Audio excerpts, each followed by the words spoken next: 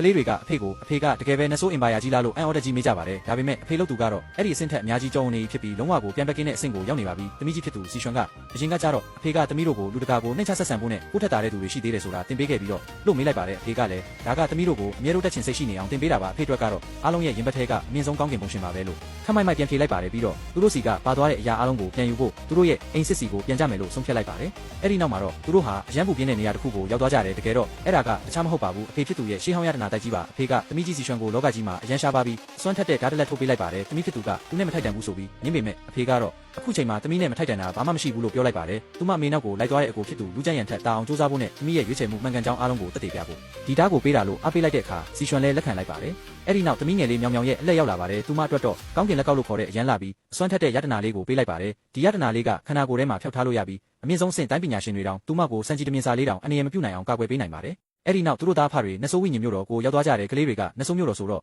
နေရာတိုင်းမှာတပ်ပုတ်နေကြပြီးရှုပ်ပွက်နေမယ်လို့ထင်ထားခဲ့ကြတာပါဒါပေမဲ့တကယ်တမ်းကျတော့အရန်ကိုစီကန်းရှိနေပါတယ်တကယ်အားကြီးတဲ့သူတွေကစီကန်းရဲ့တမိုးကိုပုံနာလေတဲ့အားနေတဲ့သူတွေကသာရှုပ်ထွေးအောင်လုပ်တတ်ကြတာလို့အဖေကရှင်းပြလိုက်ပါတယ်မြို့ရဲရောက်တော့ကလေးပြီးသမီးငယ်လေးကနဆိုးရုပ်တကြားလုံးတွေလင်းလက်နေတဲ့ကစားစရာတွေတွေ့ပြီးပူစာပါတော့တယ်အဖေဖြစ်သူကလည်းသမီးလေးလိုချင်တာကစားချင်တာမှန်သမျှပုံစံအစုံအကုန်ဝယ်ပေးပြီးအလိုလိုက်ပါတော့တယ်အဲ့ဒီနောက်သမီးကြီးကမြို့တော်ဝင်အိမ်တော်ကိုသွားမှလားလို့မေးတော့အဖေကဒီမြို့တော်ဝင်ဆိုတာအရင်ကသူ့အချိန်ချင်းပညာပေးပြီးဆုံးမခဲ့ဘူးတဲ့ပြန်ဘက်ဟောင်းတယောက်လို့ပြောပြပါတယ်အခုလည်းသမီးကြီးအတွက်အခြေခံအုတ်မြစ်ချပေးနိုင်မဲ့ကောင်းကင်နဲ့ဆိုတိုင်းပညာတွေကိုမြို့တော်ဝင်စီကနေတွားယူပေးမလို့ပါတယ်တကယ်ကိုအဖေမိုက်ကြီးပါပဲဒါအပြင်အဖေဖြစ်သူကဒီမြို့မှာသူ့ရဲ့ပြိညင်သားရဲ့ဖြစ်တဲ့ငကားနက်လေးကိုပစ္စည်းတချို့စောင့်ခိုင်းထားတာရှိလာသေးတယ်ဒါပေမဲ့အခုငကားနက်လေးရဲ့အငွေ့သက်ကိုမခံစားရတော့အပြင်းထူပြီးမြို့ထဲမှာပျော်ပါးလျှောက်လည်နေတယ်လို့ထင်သွားတယ်ဒါကြောင့်မြို့တော်ဝင်အိမ်ကိုတမ်းမသွားသေးတဲ့နဆုမြို့တော်ရဲ့မှာကလေးတွေကိုအရင်လမ်းလျှောက်လေပတ်ပေးဖို့ဆုံးဖြတ်လိုက်ပါတယ်အဲ့ဒီလိုလေပတ်နေတော့မှပဲရုတ်တရက်ဆိုသလိုအချော်လေးမင်းကတော်တော်စွမ်းတာပဲဘာလို့ဆက်မပြေးတာလဲဆိုတဲ့ရန်စကားလိုချင်းချောက်တန်လိုအတန်တစ်ခုထွက်ပေါ်လာပါတယ်